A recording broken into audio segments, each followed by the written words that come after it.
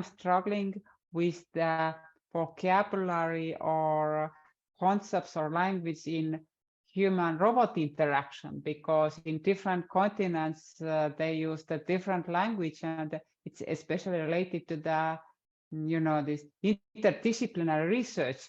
These robotics people use the different vocabulary, for example, than educational scientists. And if it's emerging technology, so there are a lot of problems. We don't understand each other. So what is the situation in human-computer interaction? It's not a new field. So are there any critical differences across continents? Actually, there is, if you take a look in the paper, you're going to see that, well, we all know that human-computer interaction is very broad, multidisciplinary, and so on. If you take a look in the paper, you're going to see that many application domains appeared in our systematic mapping.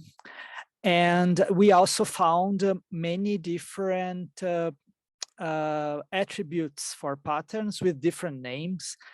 So this is one of our motivations, for example, to propose a terminology based on the mapping that when people are describing their patterns, they can use like uniform names or the same names for their attributes and so on. We also think that, and one of the advantages of for example, describing a new pattern language or describing new patterns is to establish a vocabulary in a certain area. Because once you describe a pattern or a pattern language, and one of the key elements of each pattern is a name. This from the early beginning in the definition of the concept, every pattern should have a name, which is simple, which is short, which is meaningful. This was one of the main key ideas for Alexander, and pattern languages have been used over the years to define vocabulary for research areas. So we also think that defining a pattern language for an area could be a way of better defining this vocabulary. Unfortunately, what we see is that nowadays, not much researchers of our area are describing new pattern languages. We know that it's a lot of effort, but we hope that like with more papers like ours, like trying to define a methodology, a framework with more secondary research like reviews, people get more motivated to write this. But I understand you, and what we observed is that in the many different application domains, we found like cooperative patterns, like our task patterns or mobile patterns, user interface patterns. We found different formats for pattern description and different terminology. So one of our attempts was to propose this, because in our review, in our mapping, we selected 50 papers. It's an interesting number, but not very large. One of our future works would be to expand our mapping to journals and other conferences so that we could have a broader view. So yeah, you asked about different continents. And this was another limitation of our study, because, for example, for Africa, we had a few editions of the conference and only one paper selected. For other continents, 4 or 5 papers. So we could, and even within these communities, sometimes every paper was from a different area inside HCI. But yeah, we saw differences in terminology, but I can't state here, oh, there is a difference regarding different regions of the world. I think we should have more more samples. We should have more papers, maybe expanding this literature mapping to state this. Thank you, Diego. And now I would like invite Anna and Oscar propose some open discussion questions for our wonderful presenters. Oscar and Anna, please. How to make this worldwide impact from these great papers? But just an add on, Diego, I really had one quick question just here for you. Do you think there's an opportunity for an artificial AI model to help with the patents? Do you think there's an opportunity here from that point of view? Yes, I think AI could have some applications in patterns. Actually, last year we published another paper on Sugarloaf Plop. It's a conference on a specific for patterns, and in this paper we were more interested in drawing pattern languages in network diagrams, like in graphs, like putting all the patterns, all the concepts, and organizing them in paths. And one of the tools that we tried was Infranodus, if I'm not mistaken. It's an online tool that we used it for free for a couple of days. And one of the features of this tool is that you can build a network diagram of many concepts, and then you can ask the tool to produce natural language text from these concepts. So what we were doing some interesting experiments, like we were describing our pattern language in a network diagram, and then we would ask the artificial intelligence, oh, can you tell us what this pattern language is describing? And then it would produce very meaningful and interesting texts based on our pattern language. So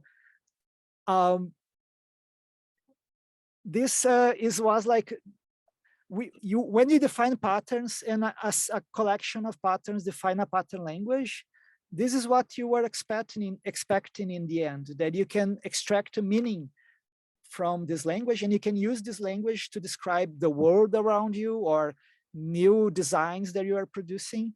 And so the artificial intelligence was producing just that, like picking these concepts which were interconnected among each other, and it was producing very meaningful natural language texts. So this is only one of the applications, but I definitely think that there could be others. Thank you. Thank you. Thank you, dear. Well, in the meantime, we've been having a little discussion on the way with Heidi. We got lost in time a little, so we don't unbalance this. If there's any other questions that you would like to. Please say in 1 or 2, absolute maximum is 3, but preferably in 1 or 2 sentences. What is your takeaway from this event? So what is the takeaway from these 2 hours? Any emotion, any question, any new idea, just anything. Maybe it wasn't even in the articles, maybe it was something in the background. You started thinking, why is the background of Diego is so mystical, or why Janika's having Duolingo certificate, or also something really related to your co-author's article. So I can start. So my maybe biggest impression, I can't deny, I already shared with my colleagues that, okay, now I'm pre-senior, what I'm going to do about it. So what I'm going to do about my pre-senior status, I didn't know it before. But most likely just add 20-minute extra exercising to my exercising program. So I think it can save my life and sharpness. So thank you. And please, the next person, Ala. Yeah, I just wanted to say that I really liked Heidi's presentation because it relates to me a bit because my grandfather had Alzheimer's and we had to shift everything at home and redesign it in a way that would make it comfortable for him. So it was very interesting. Yeah. Thank you, Ala. And Heidi, please. For me, actually, it was really interesting topic. Also, all of you, actually, especially for the app that the emotional app, which is really will be really interesting if we have it in a daily basis or every minute I will have something different. So especially when we are doing the PhD or writing it and having emails from nowhere or waiting for the editors to decide and all of this stuff. Yeah, it will be really interesting to know what will be the result every minute about this issue. Thank you, Heidi and Vasura. When we are going to receive PhD student anxiety app, as I just got my PhD 1 year ago, I can share the whole anxiety with you. So Vasura, what is your takeaway? Yeah, I actually would like to congratulate all of you, and it was really good presentations that I had a lot to take each from you.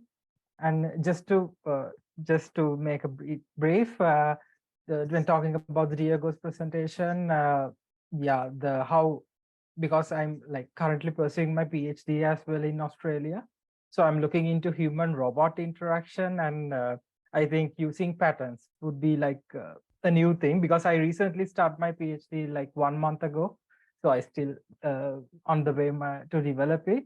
So it was kind of interesting to me, and also Heidi's presentation, Alzheimer. It was kind of like interested to me because of my past research. So when I was starting to develop my mobile app, I thought about looking some specific people who would have these disabilities, inabilities, and those stuff. So I think it was really a good one as well. And also Ala's presentation was really, it was kind of like, I never thought about it. That kind of a thing, I never like thought it can be done like that.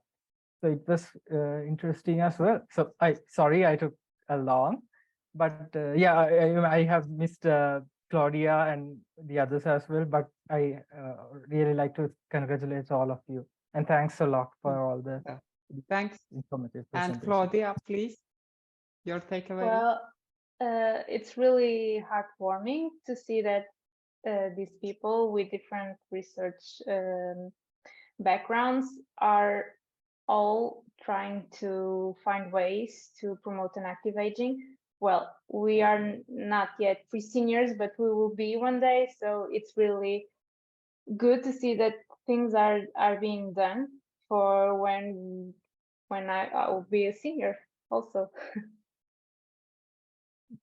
Thank you. And Diego. Yes, what I liked the most about the session was to see so many works which are aimed at improving directly people's lives. Like we had people with Alzheimer, the pandemic, or emotional app, and to see all these papers like affecting directly people's lives it was very nice, very inspiring. Thank you all. Thank you. And Anna, you started. Could you please close the session? What is your takeaway? Okay. I think almost everything was said. It's easy to finish the section, but it's impressive. Around the same thematic, the same topic, a lot of different works that were presented here, and the papers and the research developed, and all the contributions, precisely what Claudia was saying, to promote the active aging and to improve the life of the older adults or other pre-seniors around us. And it was a pleasure to meet all of you. It's very different to meet the the author behind the paper that to read only the paper. Thank you so much for this opportunity.